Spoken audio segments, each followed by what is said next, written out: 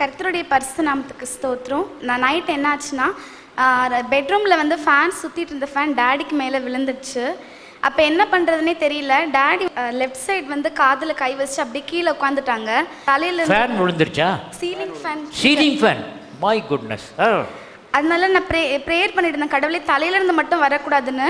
ஆனால் அந்த ஃபேனோட லீஃப் வந்து காதில் கீறிடுச்சு. நான் வந்து ஏசப்பா கிட்ட ப்ரேயர் பண்ணேன், ஏசப்பா இது நீங்கள் அந்த மாதிரிலாம் பண்ணக்கூடாது, நார்மலான ஸ்ட்ரிச்சஸ்லேயே இது முடியணும்னு நான் ப்ரேயர் பண்ணேன். அதேமாரி அதுவும் அடுத்த நாள் தான் பண்ணுவேன். நாங்கள் சரின்னு நாங்கள் போகிற வீட்டுக்கு போகிற வழியில் ஜிஹெச்சில் போய் பார்க்கலாம் அப்படின்ட்டு ப்ரேயர் பண்ணோம். நான் சொன்னேன், ஏசப்பா எப்படியாவது எங்கள் டேடிக்கு நார்மல் ஸ்டிச்சஸ் தான் இருக்கணும், பிளாஸ்டிக் சர்ஜரியோ வேறு எந்த விதமான ஆப்ரேஷனும் இருக்கக்கூடாதுன்னு ப்ரேயர் பண்ணேன். அதேமாரி ஜிஹெச்சில் போன உடனே அவங்க வந்து ஒரு 10 minutes 15 minutes தான் இருந்தோம். அதுக்கப்புறம் அவங்க உடனே ஸ்டிச்சஸ் போட்டு நீங்கள் வீட்டுக்கு போகலான்னு சொல்லிட்டாங்க. அதுக்காக ஜீசஸ்க்கு ரொம்ப தேங்க்ஸ்.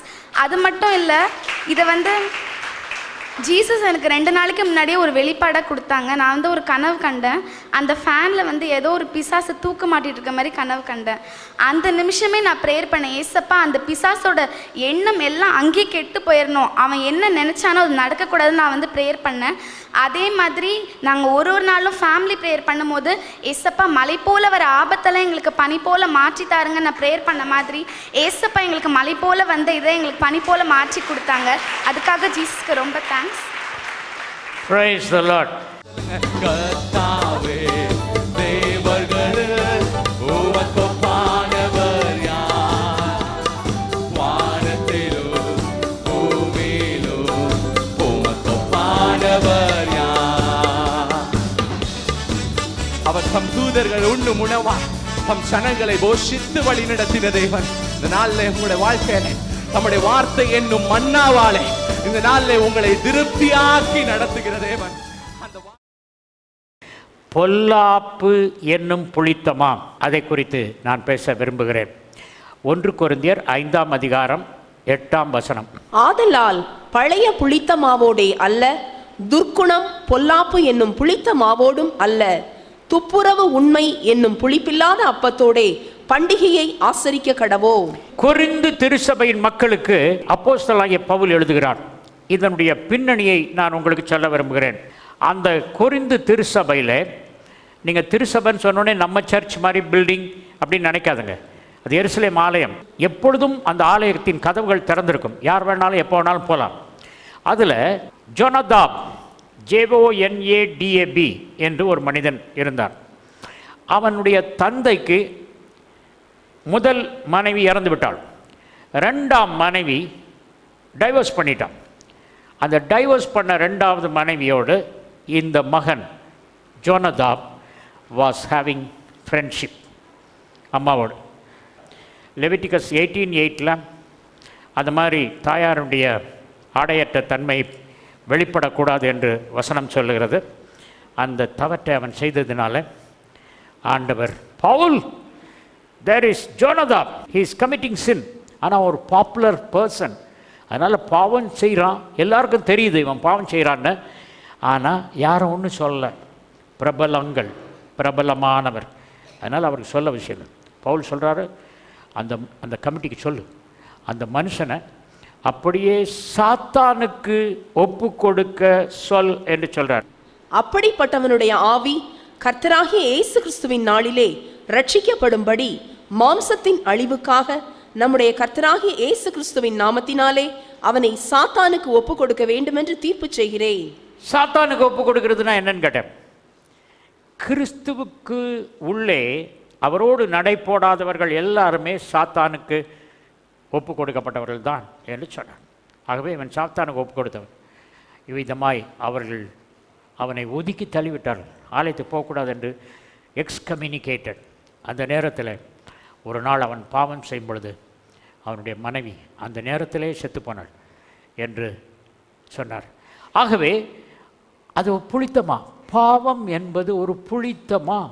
100 நல்ல ஆப்பிள் இருக்குது.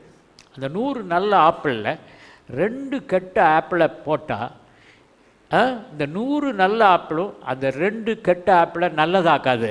என்ன நடக்கும்? இந்த 2 கெட்ட ஆப்பிள் எல்லாத்தையும் கெடுத்துரும். அப்படி தானே? அதுதான் புளித்தமா, கொஞ்சம் புளித்தமா. ரொட்டி கடையில் புளித்தமா வச்சா நல்லது, எல்லாம் புளிச்சா ரொட்டி நல்லா எலும்பி வரும். ஆனால் பாவம் என்னும் புளித்தமா ஸ்ப்ரெட் ஆகும். அவரே பண்ணுறாருயா, நம்ம பண்ணால் என்ன?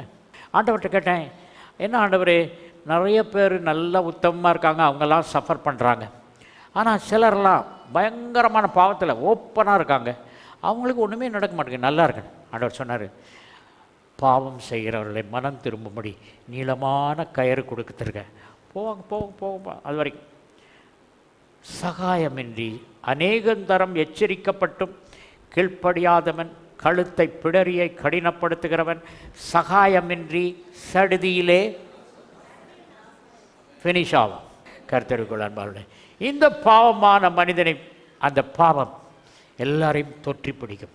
நீ தப்பு செய்யாதே, மற்றவர்களை தப்புக்குள் வழி நடத்தாதே, சரியாய் அடி வாங்குவாய். மேத்யூஸ் காஸ்பலில் நீங்கள் பார்க்கும்போது 13ஆம் அதிகாரம் 33ஆம் வசனம். வேறொரு உவமையை அவர்களுக்கு சொன்னார். பரலோக ராஜ்யம் புளித்த மாவுக்கு ஒப்பாயிருக்கிறது. அதை ஒரு ஸ்திரீ எடுத்து முழுவதும் புளிக்கும் வரைக்கும் 3 படி மாவிலே அடக்கி வைத்தாள் என்றார். 3 படி மாவு, ஆண்டவர் சொன்னார் 3 படி மாவு பரிசேயர் என்னும் புளித்த மாவு. மத்தேயு 16:6. இயேசு அவர்களை நோக்கி, பரிசேயர் சதுசேயர் என்பவர்களின் புளித்த மாவை குறித்து எச்சரிக்கையாயிருங்கள் என்றார். பரிசேயரின் புளித்த மாவு, அது என்ன புளித்த மாவுனா, வெளிப்படையாய் ரொம்ப பக்தியாக இருப்பாங்க. அவர்கள் வெள்ளையடிக்கப்பட்ட கலரை, உள்ள எலும்பு, நாற்றமெடுக்கும் பிணம், அவருடைய உள்ளம் அப்படிப்பட்டது. வெள்ளையடிக்கப்பட்ட கலரையாக இருக்கக்கூடாது. எருசலேமில் பாதையில் போகும்போது 2 பக்கத்துலேயும் கலர் இருக்கும். அதுக்கு நல்லா வெள்ளையடிச்சு வச்சுருவாங்க, எல்லோரும் பார்த்து போட்டோம் அப்படின்னு வெள்ளையடிச்சு வச்சு. எவனா போய் அதில் உட்கார்ந்தாலே தீட்டுப்படுவான் அப்படின்னு சொல்லியிருக்கு. அவங்க உட்கார மாட்டாங்க, கால் வலிச்சா கூட இந்த கல்லறையில் உட்கார்ந்து இழப்பாரிட்டு போகலாம். No no no no, they cannot do it, they will be polluted.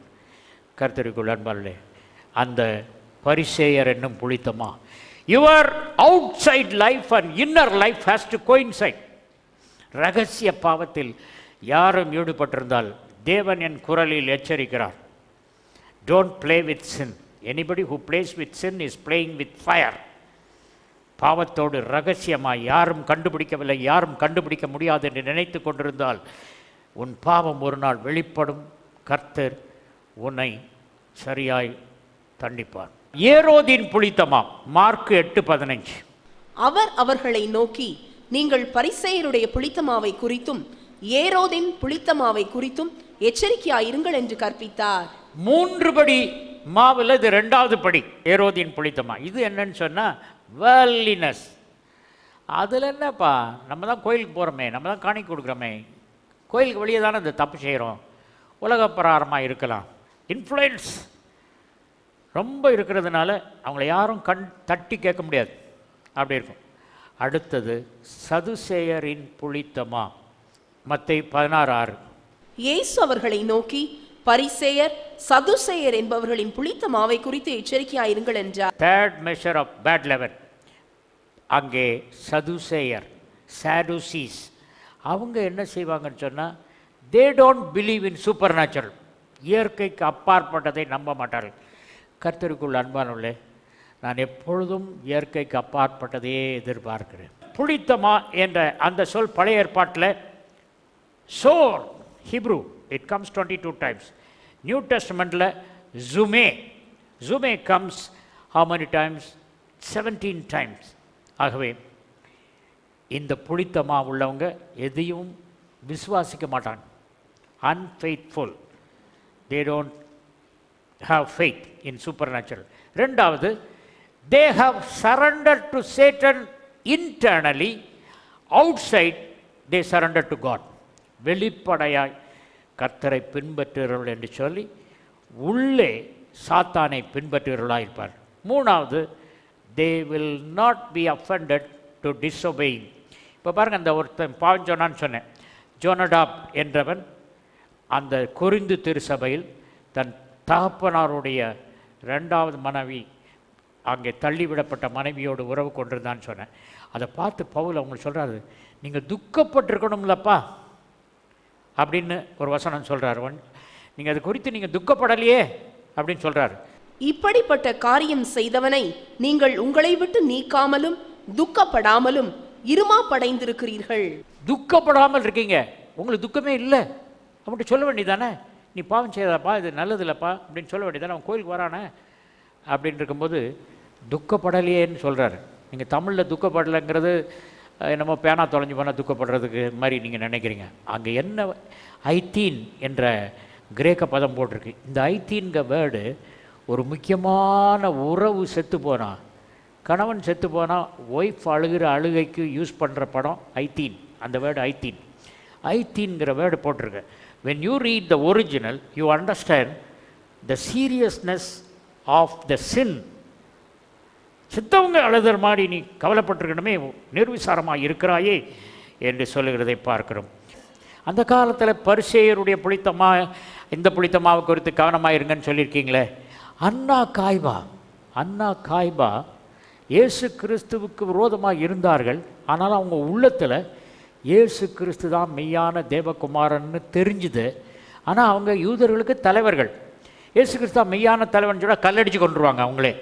அதனால அவங்க உள்ளத்தில் சத்தியத்தை அடக்கி வச்சுட்டு வெளியே அப்படியே பண்ணிகிட்டே இருந்தாங்க.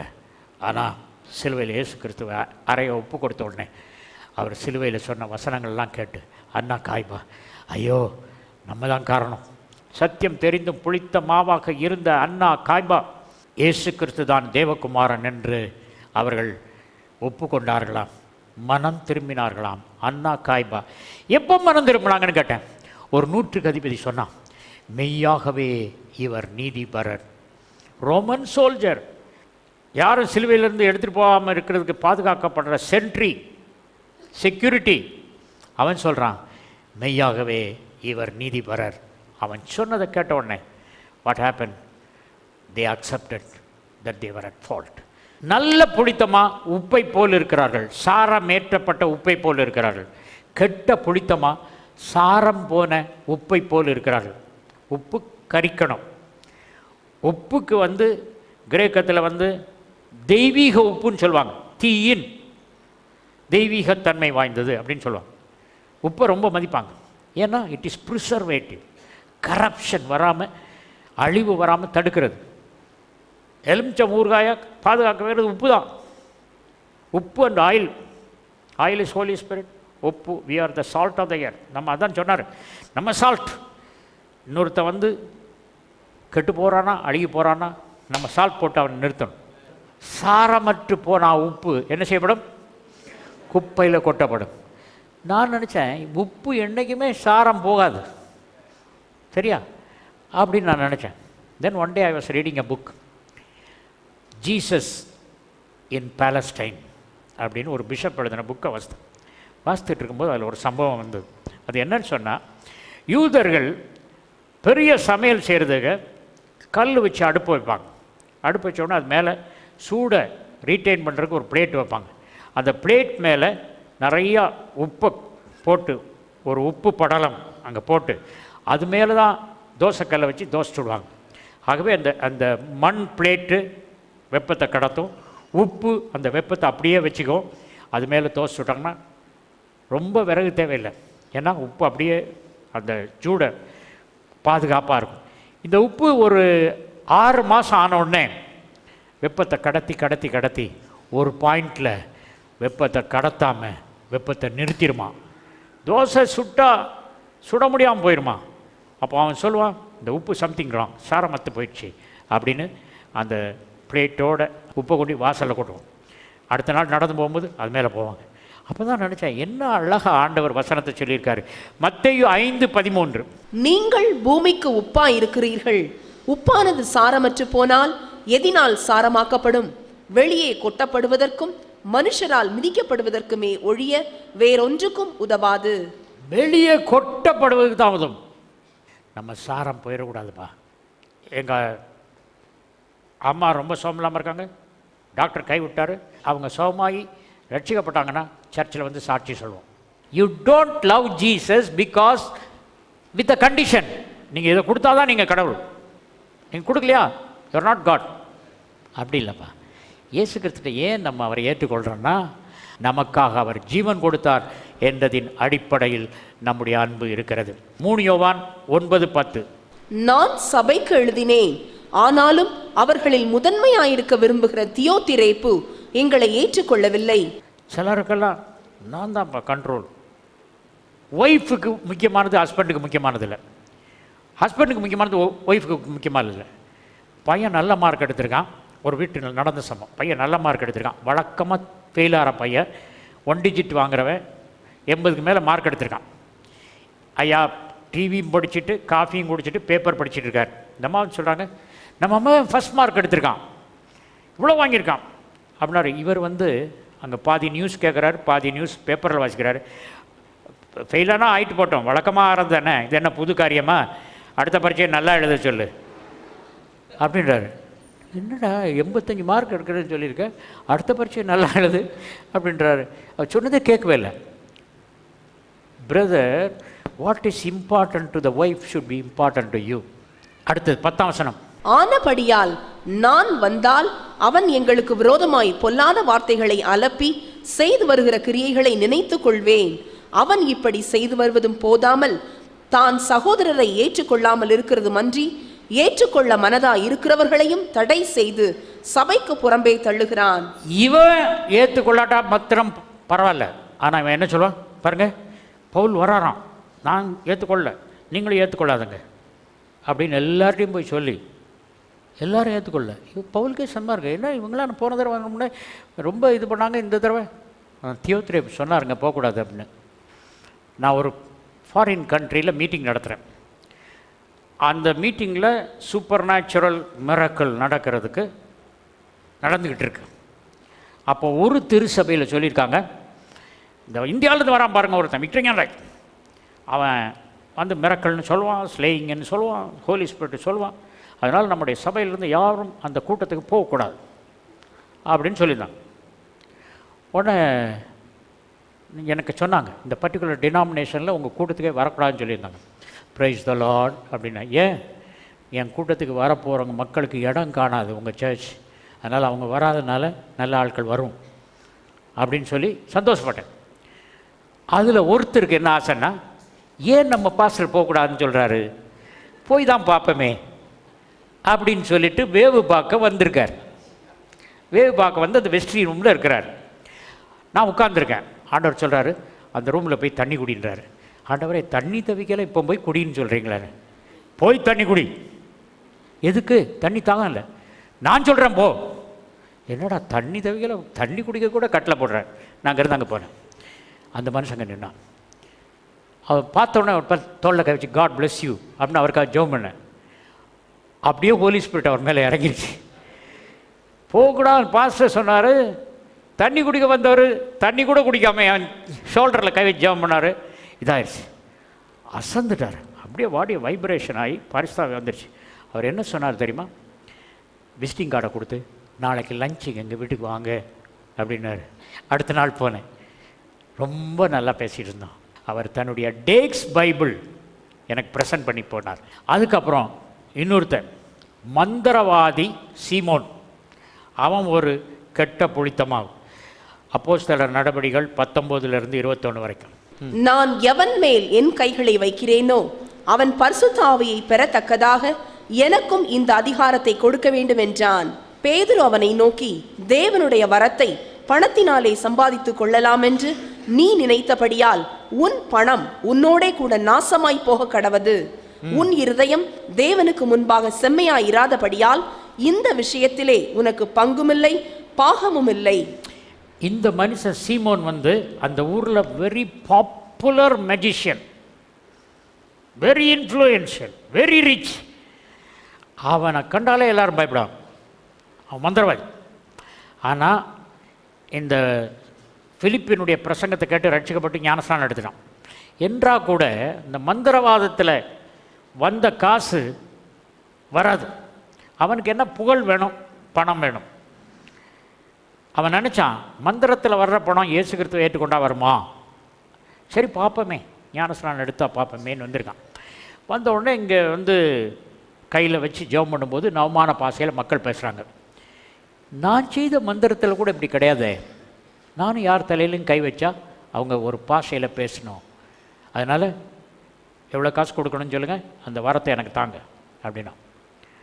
சைமனி என்ற ஆங்கில பதத்திற்கு அர்த்தம் காசு கொடுத்து ஆவிக்குரிய காரியங்களை விலைக்கு வாங்கும் தவறான கிரியைகளுக்கு சைமனிங்க வார்த்தை வந்தது. சைமன்லேருந்து சைமனி என்ற வார்த்தை இப்பொழுதும் ஆங்கிலத்தில் இருக்கிறது. ஒருத்தன் வந்து தன்னுடைய சிநேகிதனுக்கு பிசாசு பிடிச்சிருக்குன்னு சொல்லிட்டு அங்கேருந்து, ஐயா சைமன் ஐயா, நீங்கள் தான் பிசாசு துரத்துவீங்கன்னு கேள்விப்பட்டோம், மந்திரம் செய்து என் ஃப்ரெண்ட் ஷோக்கு பிசாசு பிடிச்சிருக்கு, அந்த பிசாசை துரத்துறீங்களா அப்படின்வான். இவன் சைமன் என்ன செய்வானா, சைலண்ட்டாக அந்த ஃப்ரெண்டினுடைய பிசாசை இவனுக்குள்ளே போக வச்சுருவானோ. அவன் போனோடனே, ஃப்ரெண்டு போனோடனே, நீங்கள் கூட்டு போன ஆள் நல்ல ஆள் அந்த சைமன், எனக்கு விடுதலை ஆயிடுச்சு அப்படின்னு வரான். அடுத்த வாரம், ஏய் எனக்கும் பிசாசு பிடிச்சிருக்குன்னா அவட்டே போங்க அப்படின்னு. பாருங்கள், ஒரு பிசாசை வச்சு 2 ஆள்கிட்ட காசு வாங்கிடுவானா. செம்மறியாடு வெள்ளாடு, அதை 2ஐயும் பிரிக்க பாருங்க. Let us read the verse. மத்தேயு 25:33. செம்மறியாடுகளை தமது வலது பக்கத்திலும் வெள்ளாடுகளை தமது இடது பக்கத்திலும் நிறுத்துவார். செம்மறியாடு நல்ல புளித்தமா, வெள்ளாடு கெட்ட புளித்தமா, அதை பிரிச்சிருவார் ஆண்டவர். நல்ல புளித்தமாவையும் கெட்ட புளித்தமாவையும் பிரிக்கிற ஒரு காலம். மத்தேயு 25:41. அப்பொழுது இடது பக்கத்தில் நிற்பவர்களை பார்த்து அவர், சபிக்கப்பட்டவர்களே, என்னை விட்டு பிசாசுக்காகவும் அவன் தூதர்களுக்காகவும் ஆயத்தம் பண்ணப்பட்டிருக்கிற நித்திய அக்கினியிலே போங்கள். இடது பக்கத்தில் இருக்கிறவங்க கெட்ட புளித்தமா, அவங்கள போங்க அப்படின்னு. பாப்போ பட்டணம் என்ற பட்டணத்திற்கு அப்போஸ்தலனாகிய பவுல் போயிருக்கார். அந்த பாப்போ பட்டணத்தில் பார் ஜீசஸ் எலிமா அப்படின்னு இருக்கான். அந்த காலத்தில் இயேசு என்ற பெயர் காமன் பெயர், நிறைய பேருக்கு இயேசுன்னு இருந்தது. இவனுக்கும் பர் ஜீசஸ் எலிமா. அவன் ஒரு மாயாவி, மாயவித்தக்காரன். இது அடுத்த மாயவித்தக்காரன். அங்கே செர்கஸ் பாலஸ் அப்படின்னு சொல்லி ஒரு அதிபதி இருந்தார். அவருக்கு என்ன ஆசை, சுவிசேஷத்தை கேட்கணும்னு ஆசை. அப்போ என்ன செய்தான், இந்த மந்திரவாதி வந்து அந்த செர்கஸ் பாலஸை, அந்த அதிபதியை தன் கைக்குள்ளே வச்சுருக்கான். இப்போ சுவிசேஷத்தை செர்கஸ் பாலஸ் கேட்டால் இவன் எலிமா வேலை போயிடும். பார் ஜீசஸ், பார் என்றால் சன் ஆஃப், பர் ஜோனா சன் ஆஃப் ஜோனா, பர் திமேயு சன் ஆஃப் திமேயு, பர் means son of in Greek. ஆகவே பர் ஜீசஸ் பாருங்க, அவர் சொல்கிறதெல்லாம் கேட்காதுங்க அப்படின்னு சொல்லி இந்த அதிபதியை கேட்க விடாமல் செய்கிறான். ஆனால் அந்த அதிபதி கேட்டார். அப்போ பவுலுக்கு தெரியுது இவன் போய் செய்கிறான்னு. உன் கண்ணு குருடாவதாக அப்படின்னு சொன்னார். அப்போஸ்தலர் 13:8-11 வரைக்கும்.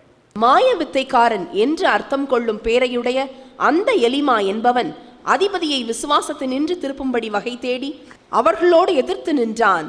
அப்பொழுது பவுல் என்று சொல்லப்பட்ட சவுல் பரிசுத்த ஆவியினால் நிறைந்தவனாய் அவனை உற்று பார்த்து, எல்லா கபடமும் எல்லா பொல்லாங்கும் நிறைந்தவனே, பிசாசின் மகனே, நீதிக்கெல்லாம் பகைஞனே, கர்த்தருடைய செம்மையான வழிகளை புரட்டுவதில் ஓய மாட்டாயோ?